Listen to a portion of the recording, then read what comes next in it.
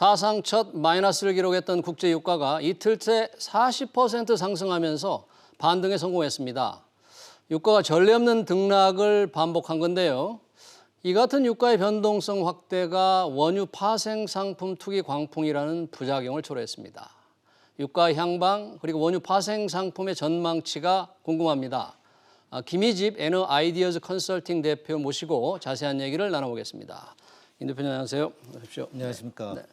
자, 국제 유가가 정말 널뛰기를 크게 하고 있는데 이번에 연 이틀 올랐지 않습니까? 네네. 어제 오른 것은 혹시 감산의 기대치가 좀 반영이 된 것 같은데 상황이 어떻습니까? 네, 여러 가지 요인이 있었습니다. 추가적인 러시아와 사우디 간에 합의된 960만 배럴 이상으로 또 추가적인 감산 조치가 있을 수 있다라는 의견도 있었고요. 예. 또 미국에서도 지금 셰일 가스, 셰일 석유를 생산했던 업체들 중에 예. 이제 파산이 나오고 이제 파산을 준비하는 기업도 한 두세 개 있다는 것이 알려졌고요. 그리고 하지만 또 약간의 중동의 긴장도 고조된 면이 트위트에 의해서 트럼프 대통령이 얘기한 게 이란의 네네네. 고속 단정을 네네. 침몰시킨다든지 네네네. 그게 현실적으로 가능한 바람직한 그런 네. 사항은 아닌데 네. 어쨌든 그런 측면에서 공급 사이드 측면에서 여러 가지 요인들이 있었습니다. 근데 하지만 비록 이틀 사이 40% 올렸다고들 많이들 얘기를 하시지만 네. 워낙 연초에 60불 이상이던 유가가 이제 10불대 중반인 상황입니다. 그래서 이게 유가가 낮아졌기 때문에 지금 한 2불만 올라도 엄청 오른 것처럼 얘기가 되고 워낙 이제 절대 수준이 낮아 있기 때문에 그렇습니다. 그렇습니다. 그래서 2불만 올라도 막 15% 오른 것이 되고 지금 이자율이 한 2, 3%인데 하루에 변동폭이 20%씩 되니까 네. 사실 이 변동 불확실성은 상당히 높은 그런 상태다라고 말씀을 드릴 수 있겠습니다. 왜 지난 이제 월요일이었잖아요. 네네. WTI가 이제 5월물, 5월 네네, 선물이 5월 마이너스로 인도물이. 떨어지고 네네네. 근데 브렌트유는 안 그렇잖아요. 그러니까 네네네. WTI와 브렌트유의 가격 이 시스템이 좀 다른가요? 네네. 하나는 그 체계가- 마이너스로 떨어지고 네네. 어떻게 다른가요? 사실 석유 시장도 전 세계가 일물일가가 아니고요. 네. 지역마다 이 가격 체계가 다릅니다. 실제로 공급하는 업체, 그다음에 쓰는 수요 업체가 네. 다르고 시장의 성격이 다르기 때문에 다른 가격이 형성되는데 미국은 선물 시장으로 거래가 이루어지면서 이제 5월 인도분 예. 실제 그 청산하는 날이 다가와서 인도분에 대해서 네. 실제 현물로 청산할 때 재고 물량을 더 소화할 수가 없기 때문에 그날이 떨어진 날 마지막 날이었죠. 네, 정리되는 그런 정리되는 날인데요. 날이었죠. 그래서 그날 갑자기 예. 이제 사상 초유의 그러니까요. 마이너스대로 떨어지는 모습입니다. 북해산 유가 중심인 브렌트는 예. 그런 시장보다는 실질적으로 공급이 되는 장기 계약성 성격을 많이 갖고 있는데요. 그래서 거기서 있는 가격이 좀 더 실제 상황을 정확히 나타난다고 보시면 되겠고요. 유가의 그런 벤치마크는 브렌트유를 좀 봐야 되겠군요. 저희는 세 개를 다 보고 있습니다. 거기에 네. 또 두바이유라고 하는 것이 예. 있는데 두바이 쪽 시장에서 그분이 이제 중동 원유를 수입하는 우리나라 입장에서는 네. 사실 그 가격이 많이 벤치마킹이 되고 우리나라가 이제 또 가스를 많이 사고 있습니다. 예. LNG라고요. 예. 그 장기 계약하는 가스의 가격은 이 브렌트유에 또 연동이 많이 되어 있습니다. 그렇군요. 그래서 세 가지 지수를 다 보게 되죠.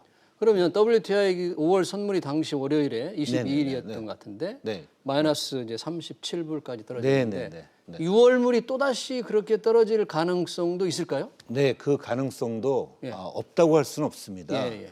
사실 한 19일 정도 이제 정산하는 날짜가 다가오고 있는데요. 6월 인도분에 대해서도 지금 우려되는 사항은 예. 미국 내 이 원유를 담아두는 재고 재고. 시설 부분이 지금 계속 미국의 락다운이라고 하는 봉쇄가 봉쇄 진행되면서 때문에. 이 재고 수준이 계속 높아지고 있습니다. 기름을 쓰질 않으니까. 기름을 사람들이. 쓰질 네. 않고 생산은 급변해서 줄 수가 없는 상태이기 때문에 지금 재고 자산이 계속 늘고 있어서 예, 예. 또 그러한 급변이 올 수 있다라고 예측하는 전문가들도 꽤 있습니다. 네. 하지만 그것은 일시적인 또 현상일 것이고요. 결국 중요한 것은 중장기적인 원유 가격 전망인데 네. 이러한 전망은 사실은 그 미국의 그 원유 수요가 이 휘발유 수요가 또 산업에 대한 석유의 수요가 어떻게 되느냐가 굉장히 중요한 요소가 될 것으로 생각됩니다. 그러니까 락다운, 경제 락다운 대봉쇄가 언제 풀려서 경제가 정상화되느냐. 네네네. 근데 그걸 생각하면 어떻게 될지 모르니까 네네. 공급 업체들이 네네. 우선 수요를 더 줄여야 될 텐데. 공급을 네, 생산을 줄여야 될 공급을 텐데 줄여야 돼. 왜 생산을 그렇게 안 줄이죠? 생각보다는 이제 실제 생산 시설에서 갑자기 생산량을 줄이기는 어려움이 있고요. 예. 또 어느 정도 기업들은 어느 정도 수준이 되는 기업들은 사실 해지를 많이 해놨습니다. 해지를 해놨다는 얘기죠. 예, 유가 한 50불 정도의 해지를 해놨으면은 유가가 실제로 10불, 20불이 돼도 자기가 생산하는 양의 정해진 양만큼은 50불로 판매할 수 있는 권한을 때문에. 확보해놨기 때문에 어느 정도 이제 규모가 되는 기업들은 사실 네. 뭐 큰 문제 없이 버티고 있고 또 이런 기업들 때문에 사실 미국 내 감산에 대한 논의가 어려움이 있습니다. 그렇군요. 일부는 생존을 위해서 감산이 시급하다고 얘기를 네. 하지만 또 일부는 그렇게 시급하지 않고 오히려 이 기회를 활용해서 경쟁력이 없는 기업들을 회사들을, 좀 죽이고 또 그런 회사들을 인수할 수 있는 가능성을 갖고 있는 기업들도 있습니다. 그거 관련해서 이제 유가가 이렇게 워낙 떨어지니까 미국의 셰일 이제 석유 업체들, 셰일 네네. 업체들이 네. 상당히 위험하잖아요. 지금 네네네. 상황이 정확히 네. 어느 정도 지금 그 어려움을 겪고 있습니까? 네, 그 화이트닝 페트롤리움에 관한 회사는 이미 파산 신청을 했고요. 예. 지금 헤멧이라든가 이런 회사 몇몇이 또 준비를 하는 것으로 알고 있습니다. 파산 신청을. 이렇게 이제 한계 상황에 몰린 셰일 가스 업체들이 파산이 일부 있을 수 있고 네. 가장 우려가 되는 것은 이러한 파산이 금융권의 부실로 옮겨 붙을까봐가 이제 가장 큰 우려가 되는 그런 요소가 되고 있습니다. 워낙에 빚을 많이 낸 회사들이죠, 그 회사들이 빚이 그렇죠. 많죠. 빚이 많고 네. 상당히 그 금융기관도 좀 낙관적으로 네. 유가가 워낙 뭐 40불, 50불 낮다고 생각을 하고 예. 충분히 사업성이 있다고 보고 많은 대출을 해줬었는데요. 네. 이제 그런 부분이 이제 금융기관으로 옮겨가는 것은 심각한 문제를 초래하고 있습니다. 네. 이거와 더불어서 미국은 이제 텍사스 철도위원회가 물량을 좀 조절할 수 있는 힘을 갖고 있습니다. 텍사스 철도위원회가. 철도위원회가 네. 과거부터 예. 원유 생산된 원유를 수송하는 면에서 이제 물량을 조절할 수 있는 네, 권한이 있는데 지금 텍사스 철도위원회가 중심으로 미국 내에서 약 한 20% 정도 텍사스 부분에 네. 한 하루 100만 배럴 되거든요. 네. 이것을 줄이고자 하는 노력을 시행을 하고 있습니다. 하지만 아까 말씀드린 대로 여기서도 업계 간담회들을 하고 있는데 강력히 지지하시는 면도 있고 그렇군요. 네. 하지만 반대하는 면도 있고 네. 거기서 이제 굉장히 큰 걱정을 나타낸 분들은 만약에 합의가 안 이루어지면 유가가 10불 이하로도 떨어질 수 있다. 특히 미국에서 그러니까 서부 텍사스산 원유는 그런 이제 뭐 걱정 또는 위협을 하고 있는 그런 상태입니다. 사실 지금 상황이 어지간해서 지금 수요가 늘지 않을 거기 때문에 네네. 유가의 하방 압력은 굉장히 계속될 텐데 이렇게 되면 네. 우리나라 지금 정유회사들도 뭐 거의 뭐 지금 적자가 어마어마하게 1분기에 뭐 몇 조씩 날 거라는데 네네 맞습니다. 정유회사만이 아니라 뭐 가스회사 또 재생에너지 회사도 영향이 상당히 있을 거라면서요. 우리 산업에 어떤 변화가 생길까요? 네네. 우선 정유업계가 네, 가장 심각한 네. 상태입니다. 지금 워낙 그 갖고 있었던 석유의 재고 평가선도 예. 있고 그렇죠. 그 다음에 정제 마진이 또 네. 마이너스고 이런 면들 때문에 상당히 어려워서 1분기에 적자가 심각할 것으로 글쎄요. 생각되는데요. 우리나라 이 정유업은 우리나라 기간 산업이고 예. 사실 굉장한 효자입니다. 이번에 이 산업이 기간 산업의 지원 대상에는 처음엔 지금 빠져 있더라고요. 7개 기간 산업에. 그러다가 이번에 네. 유동성을 돕기 위해서 네. 유류세에 대해서는 3개월, 관세는 2개월, 네. 관세와 부가세는 2개월 유예되는 그런 정책이 다행히 그렇군요. 시행이 됐습니다. 네. 아주 바람직하고요. 이런 기간 산업은 유동성을 조금만 도와주면 우리나라 기간 산업으로서 살 것이고 네. 고용도 많이 하고 있고 예. 특히 이 수출도 많이 하는 기업이기 때문에 그렇죠. 수출을 많이 하죠. 우리가. 제가 꼭 지원을 해서 이 네. 위기를 넘겨야 되는 상태라고 생각합니다. 네. 그 다른 산업적인 변화는 어떤 게? 산업적인 변화가 재미있는 것 중에 하나가 이제 가스 가격이 원유 가격에 연동이 돼 있는데 예.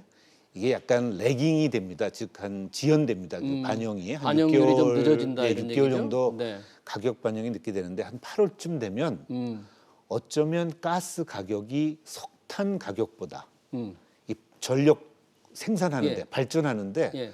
가스 원가가 더 쌀 수 있는 상황이 올 수가 있습니다. 지금 워낙 가스로 발전하는 건 워낙 비싸기 때문에 원가가 많이 맞습니다. 들잖아요. 그래서 맞습니다. 전기요금이 올라가는 요인인데 맞습니다. 이 앞으로는 그럴지도 모르겠다. 오히려 가스가 이 상태가 예. 계속적으로 지속이 되면 가스 가격이 만약에 석탄보다 더 유리하게 발전이 형성이 되면 네.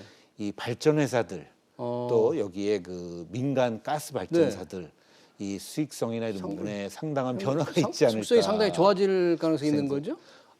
그런 건 아니에요? 공기업 석탄 발전하는 분들은 수익성이 나빠질 수익성이 가능성이 나빠질 굉장히 가능성이 높고 가스 발전은 약간 높아지는데요. 그 가스 도입 계약이 어떤 데는 이제 가스공사로부터 받아서 네. 일부만 이익을 취하는 데가 있고 네. 어떤 데는 직도입을 해서 가격을 상당히 이익을 보는 데가 있는데요. 네.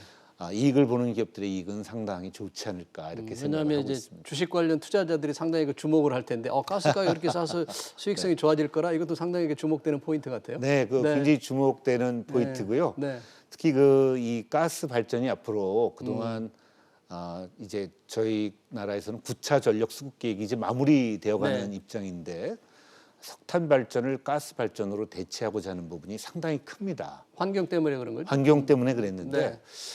다행히 이제 가스 가격이 이렇게 낮아지면은 환경뿐만 아니라 경제적인 면에서 좀 많은 불이익이 있을 거라고 우려했는데 네.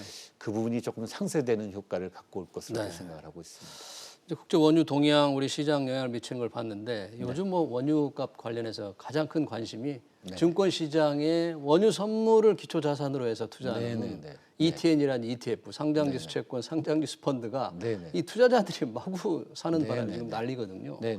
금융감독원에서 이제 경고 조치를 했는데도 불구하고 이 앞으로 위험성이 높은데 우리 김 대표님은 이 상품의 위험성이라든지 향후 이 상황을 어떻게 좀 보십니까?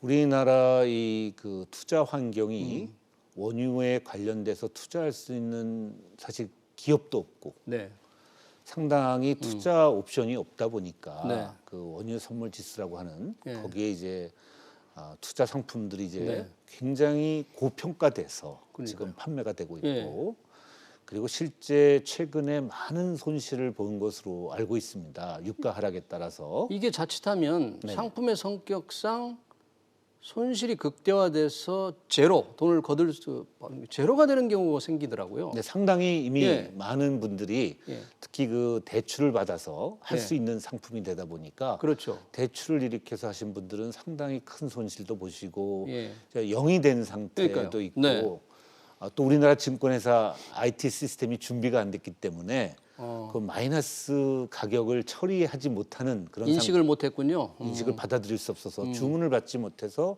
또 손실이 커지는 문제가 앞으로 좀 더 이슈가 될 수도 있습니다. 근데 이제 우리나라의 경우는 그 지수 투자하는 거 말고는 별 다른 방법이 없었는데 하지만 사실 저라면 개인적으로는 이제 해외 주식에 투자할 수 있는 길이 많이 열려 있지 않습니까? 석유 원유 회사 직접.